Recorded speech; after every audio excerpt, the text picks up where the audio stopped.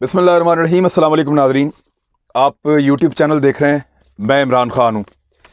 ये ख़बर भारत और सऊदी अरब के हवाले से है और बड़ी इम्पॉर्टेंट है। मैंने इसके ऊपर कुछ रिसर्च की है। भारतीय अखबारात कुछ दावे कर रहे हैं, वो बड़ी कामयाबी के दावे कर रहे हैं। वो ये कह रहे हैं कि हमने सऊदी अरब से अपना मुतालबा मनवा लिया, हमने सऊदी अरब को दबा लिया। हुआ क्या है, मैं आपको पहले शुरू से सारी कहानी बताता हूँ। एक दुनिया में एक बहुत बड़ा ग्रुप है और ये मालियाती ग्रुप है, मालियाती मामला देखता है बहुत सारे मुल्कों के बीच में, और जो अहम तरीन मुल्क हैं वो उस ग्रुप का हिस्सा हैं। उसे G20 कहते हैं। G20 ममालिक ये होते हैं, इनको आप G20 कहें और भी दीगर इसके नाम है, लेकिन नॉर्मली इसको G20 ममालिक कहते हैं। और या G20 ग्रुप भी इसको कहते हैं, ग्रुप ऑफ 20 भी कहते हैं इसको। ये ग्रुप है, जी से मुतालिक मतलब जो है वो ग्रुप है, और 20 ये 20 ममालिक का एक ग्रुप है, जिसके अंदर जो अहम तरीन ममालिक हैं वो मैं आपको बता देता हूँ। 20 ममालिक में जो अहम तरीन दुनिया के ममालिक हैं, ये बड़ी इकॉनमीज़ हैं, इनके पास पैसा ज़्यादा है, इनकी मार्केट बहुत बड़ी है, ये एक दूसरे के साथ तजारती बंधन के अंदर बंधे हुए हैं, इनके मफादात एक दूसरे के साथ मिलते हैं, और ये तजारत के लिहाज से, कारोबार के लिहाज से, और मॉनिटरिंग कैसे करनी है, पैसा किस तरह से सर्कुलेट करना है, पैसे की कीमत, उतार चढ़ाव, बड़ी बड़ी चीज़ों के ऊपर ये काम करते हैं। तो ये मुल्कों का एक इकट्ठ है। इसमें Argentina, Australia, Brazil, Canada, China, यूरोपीय यूनियन पूरी की पूरी, France, Germany, India, Indonesia, Italy, Japan, Mexico, Russia, Saudi Arabia और साउथ अफ्रीका, साउथ कोरिया, तुर्की, यूके और अमेरिका, ये इसके मेंबर्स हैं। आपने देखा होगा कि ये जो मुल्क जिनको ये लूटते हैं नॉर्मली, यानी अफ्रीका को वैसे तो ये कहते हैं कि हम एड देते हैं, एक्चुअली ये अफ्रीका से एड लेते हैं, क्योंकि अफ्रीका अपनी महंगी तरीन चीज़ें, अपना महंगा तरीन रॉ मटेरियल और अपनी महंगी तरीन सर्विसेज, इनको टकों के एवज देता है इन बड़े बड़े मुल्कों को, और उस सारे पैसे को, उस सारे मटेरियल को ये इस्तेमाल करते हैं, उसमें वैल्यू एडिशन करते हैं, नई चीज़ें बनाते हैं और दुनिया को बेचते हैं बहुत महंगी। तो अगर अफ्रीका अपना बहुत महंगे वसाइल इनको कोड़ियों के भाव ना दे इमदाद के तौर पे, तो ये भूखे मर जाएं। तो नॉर्मली तो हमें देखने में ये लगता है कि अफ्रीका इनकी इमदाद, एक्चुअली ये है कि अफ्रीका इनकी इमदाद कर रहा है। देखने में ऐसे लगता है या बताया ऐसे जाता है जैसे ये सारे ममालिक अफ्रीका की इमदाद कर रहे हैं। तो वो अफ्रीकी ममालिक इसके अंदर नहीं है, पाकिस्तान भी नहीं है और बहुत सारे ममालिक इसमें नहीं हैं। तो ये बड़े अहम ममालिक हैं, ये बैठते हैं, बैठ के बात करते हैं। हर साल इनका इजलास होता है। इनकी जो प्रेसिडेंसी है, जो सदारत है, वो बदलती रहती है। 2019 में इसकी सदारत थी जापान के पास, और 2020 में सऊदी अरब के पास, और 2021 में ये जा रही है इटली के पास। अब हुआ ये कि 24 अक्टूबर को, क्योंकि नवंबर में इसका इजलास होना है, इसका समिट होना है, और वो सऊदी अरब में होगा। कोरोना वायरस की वजह से वो ऑनलाइन हो रहा है, वर्चुअल इजलास हो रहा है, जिसमें ये 20 ममालिक के जो लीडर्स हैं वो इसके अंदर शिरकत करेंगे। हुआ ये कि 24 अक्टूबर को सऊदी अरब ने 20 रियाल का एक नोट जारी किया, और वो नोट एक यादगारी नोट था, और वो उन्होंने ये इस समिट के हवाले से जारी किया कि जो G20 की समिट है 2020 के लिए, जिसकी मेज़बानी सऊदी अरब कर रहा है, ये वर्चुअल होगी, क्योंकि सदारत सऊदी अरब के पास है 20 ममालिक की। तो उन्होंने एक यादगारी नोट जारी किया 20 रियाल का। उस नोट के ऊपर एक तरफ एक लोगो बना हुआ था G20 समिट 2020 का, और साथ शाह सलमान जो बादशाह, उनकी तस्वीर बनी हुई है, और उसके अकब में, यानी नोट के दूसरी जानिब, ये अब आप देख भी सकते हैं, आपको दिखा देते हैं इसकी तस्वीर, यहाँ पे एक नक्शा बना हुआ है दुनिया का। इस नक्शे पे उन्होंने कुछ मुल्कों को एक लाइट कलर में दिखाया, कुछ को डार्क कलर में दिखाया, यानी जो G20 ममालिक हैं वो 20 ममालिक, उनको अलग करके दूसरे रंग में दिखाया है, और जो मुल्क G20 में नहीं है उनको नॉर्मल कलर में दिखाया है। तो वो जो G20 ममालिक है उनके अंदर भारत शामिल है, और पाकिस्तान जो है वो G20 में नहीं है। तो वो बड़ी वाज़ेह लकीर है कि इस तरफ पाकिस्तान है और इस तरफ भारत है। अब इस नक्शे के ऊपर जो इसके अंदर दिखाया गया है, उस पर पाकिस्तान और भारत दोनों को एतराज़ हो गया था। पाकिस्तान को एतराज़ क्या था कि गिलगित बल्तिस्तान और आज़ाद कश्मीर को इस नक्शे में सऊदी अरब ने जानबूझकर पाकिस्तान का हिस्सा नहीं दिखाया। भारत को एतराज़ क्या था कि लद्दाख का इलाका, जहां पे चीन के साथ उनकी लड़ाई चल रही है, उसको, और मकबूजा जम्मू एंड कश्मीर को इस नोट में भारत का हिस्सा नहीं दिखाया। यानी इस सारे को एक अलग टेरिटरी के तौर पे दिखाया गया। गिलगित बल्तिस्तान, आज़ाद कश्मीर, मकबूजा कश्मीर और लद्दाख, इनको एक अलग इलाका दिखाया गया, ना भारत के साथ ना पाकिस्तान के साथ।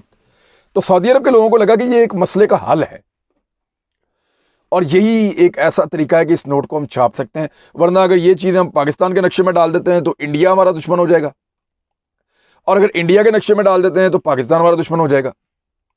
दोनों के साथ वो ताल्लुकात ख़राब नहीं करना चाहते साउदीज, और उन्होंने एक ऐसा मैप बनाया जिसमें इन दोनों को, इन इलाकों को दोनों का हिस्सा नहीं दिखाया। इस पे इंडिया ने भी एहतजाज किया और पाकिस्तान ने भी किया। पाकिस्तान ने कहा जी कि आप गिलगित बल्तिस्तान, आज़ाद कश्मीर ये तो पाकिस्तान के साथ है। इंडिया ने कहा जी लद्दाख और मकबूजा कश्मीर ये तो इंडिया के साथ है। लेकिन सऊदी अरब का ये कहना है कि अगर हम जम्मू कश्मीर को यानी मकबूजा कश्मीर को भारत के साथ दिखाते हैं तब भी पाकिस्तान को एतराज़ होना था, और अगर गिलगित बल्तिस्तान को पाकिस्तान के साथ दिखाते तब भी भारत को एतराज़ होना था। तो ये एतराज़ तो फिलहाल रहना था, लिहाजा उन्होंने सारे मुतनाज़ इलाके को एक अलग टेरिटरी बना दिया, एक अलग चीज़ दिखा दिया। पाकिस्तान इस बात को अंडरस्टैंड कर गया। पाकिस्तान को समझ आ गई कि ये सऊदी अरब ने एक टेक्निकल हल निकाला इस सारे मामले का, और पाकिस्तान ने इसके ऊपर कोई ज़्यादा शोर मचाया नहीं। भारत ने इसके ऊपर वावेला शुरू कर दिया। भारत ने इसके ऊपर इतना शोर मचाया कि भारत के तमाम अखबारात ने, तमाम टीवी चैनल्स ने वावेला शुरू कर दिया और यह कहना शुरू कर दिया कि नरेंद्र मोदी इस समिट के अंदर शिरकत ही नहीं करेंगे अगर इस नोट की बनावट तब्दील ना की गई। तो अगर सऊदी अरब ने इस नक्शे को तब्दील ना किया तो भारत का जो वजीर आज़म है वो 2020 की जो G20 की समिट है उसमें शिरकत ही नहीं करेगा। सऊदी अरब के लिए ये बड़ी तशवीशनाक बात थी।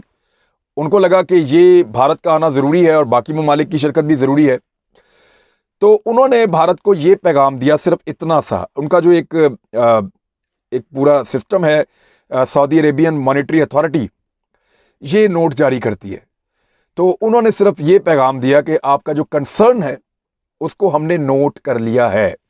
मैं आपको पैगाम बता देता हूँ और एग्जैक्टली वैसे ही बता देता हूँ जैसे रिपोर्ट हुआ है। ये भारत की मिनिस्ट्री ऑफ एक्सटर्नल अफेयर्स के स्पोक्स पर्सन हैं, यानी जो वजारत खारजा उनकी, उनके जो तर्जमान हैं उनका नाम है अनुराग श्रीवास्तव।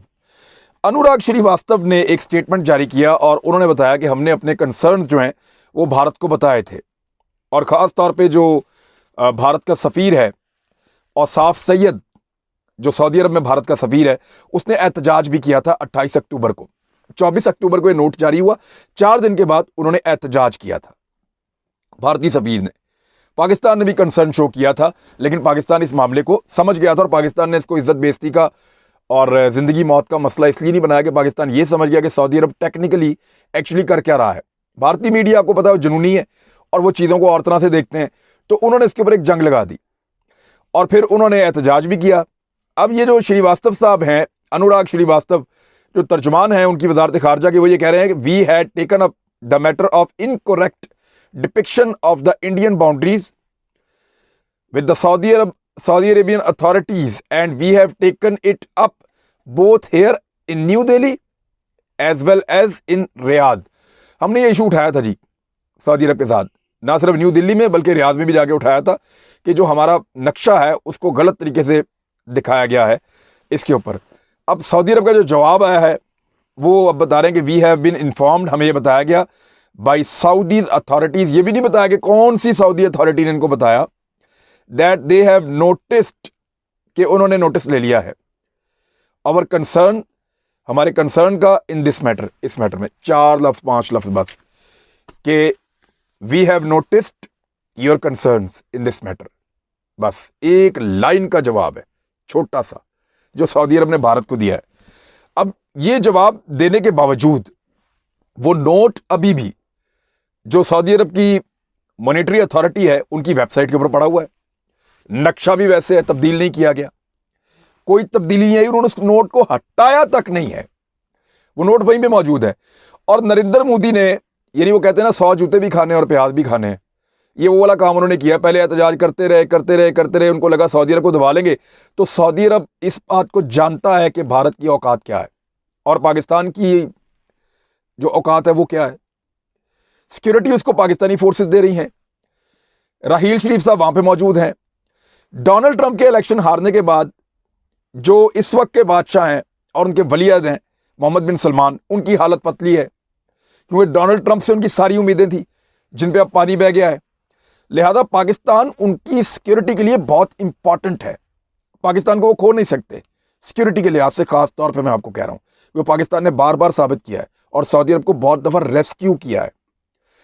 तो अब किया ये उन्होंने कि सिर्फ एक जुमला लिख कर दिया कि we have noted your concerns, हमने जो आपके कंसर्न्स हैं उनको नोट कर लिया है इन दिस मैटर, इस मामले में, बस। अब इसका मतलब आपको पता है भारतीय अखबारात ने क्या लिया? सबसे पहले आप देखें इंडिया टुडे। इंडिया टुडे कह रहा है कि Saudi Arabia resolve incorrect map issue ahead of G20 summit और रियाद विड्रॉज बैंक नोट। कोई विड्रॉल नहीं हुआ, वो नोट वहीं पे मौजूद है, उसके अंदर कोई तब्दीली नहीं की गई, ना उसको ख़त्म किया गया है। और ये कोई ऐसा नोट नहीं था जिसको बहुत बड़े पैमाने पे सर्कुलेट होना था पूरे सऊदी अरेबिया के अंदर। हमारे यहाँ भी 50 रुपए का सिक्का आया था, आप में से कितने लोगों के हाथ में आया? नहीं आया। यादगारी टिकट आ जाते हैं, किसके हाथ में आए? किसी के हाथ में नहीं आए। तो इस तरह की बहुत सारी चीज़ें जारी होती हैं, लेकिन वो लोगों के लिए या खर्चने के लिए या बाजार में लाने के लिए नहीं होती, वो अलामती तौर पर होती हैं, वो आपका एक हिस्सा बन जाती हैं रिकॉर्ड का। तो सऊदी अरब ने उसको तब्दील नहीं किया भारत के कहने के बावजूद, और भारतीय वजीर आजम इस समिट में शिरकत भी कर रहे हैं। यानी ये कितनी इंटरेस्टिंग चीज है कि शिरकत भी हो रही है और बात भी नहीं मानी गई। और अखबारात क्या कह रहे हैं कि ये हमारी एक बहुत बड़ी फतह है। मैंने आपको अभी इंडिया टुडे का बताया, आप जी न्यूज़ पे जाएं, वहां पे भी यही लिखा हुआ है। आप हिंदुस्तान टाइम्स पे जाएं, वहां पे भी यही लिखा हुआ है। मैंने जितने भारतीय अखबारात पढ़े, उन तमाम अखबारात में इसको ऐसे पेश किया जा रहा है जैसे एक बहुत बड़ी फतह हो गई है भारत की और वो सारा का सारा मैप तब्दील हो गया है। कुछ तब्दील नहीं हुआ, सारा कुछ वहां पे मौजूद है। ये सिर्फ और सिर्फ मीडिया का धोखा है, और क्योंकि इनकी बेइज्जती हुई है, इनकी बात नहीं मानी गई, इसके बावजूद उनका मीडिया अपनी हुकूमत की बड़ाइयां कर रहा है, अपनी कौम को बढ़ा चढ़ा कर बता रहा है। अब आ जाए जरा पाकिस्तान की तरफ। फर्ज करें पाकिस्तान ने यह कहा होता कि इमरान खान साहब सऊदी अरब नहीं जाएंगे अगर आप इस नक्शे को तब्दील नहीं करेंगे, और बाद में इमरान खान साहब को सऊदी अरब जाना पड़ जाता और सऊदी अरब नक्शा तब्दील ना करता, तो पाकिस्तान का मीडिया क्या करता? पाकिस्तान का मीडिया इमरान खान की बेइज्जती करता, पाकिस्तान का मीडिया पाकिस्तान की बेइज्जती करता। पाकिस्तान का मीडिया यह कह रहा होता कि देखा, आपको जूतियां पड़ी, सऊदी अरब ने आपकी बात भी नहीं मानी, आपने इतना बड़ा दावा किया था, फिर आप वहां पे मुंह काला करके चले गए। ये पाकिस्तान का मीडिया कहता। मैं मानता हूं इस बात को। तो मेरे ख्याल में कुछ चीजें आपको भारतीय मीडिया से सीखनी चाहिए कि जब रियासत की बात हो, जब कौम की बात हो, जब इज्जत की बात हो, और जब एक मुश्तरका फायदे की बात हो, तो फिर आपने ये नहीं देखना होता कि हार और जीत कहां पे हो रही है। तब आपने रियासत के साथ खड़े होना होता है, मुल्क के साथ खड़े होना होता है, और आपने जीत का एक तासुर बनाना होता है, ना कि हर वक्त हारी हुई बातें आपने करनी होती हैं। तो ये एक इशू था जिसपे भारत झूठ बोल रहा है, वो मैंने उनका झूठ बेनकाब कर दिया, उनकी गवर्नमेंट का, उनके मीडिया का।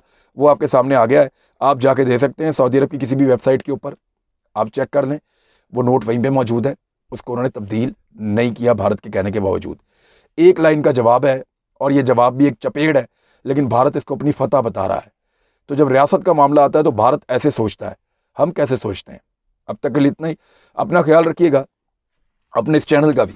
अल्लाह हाफिज़।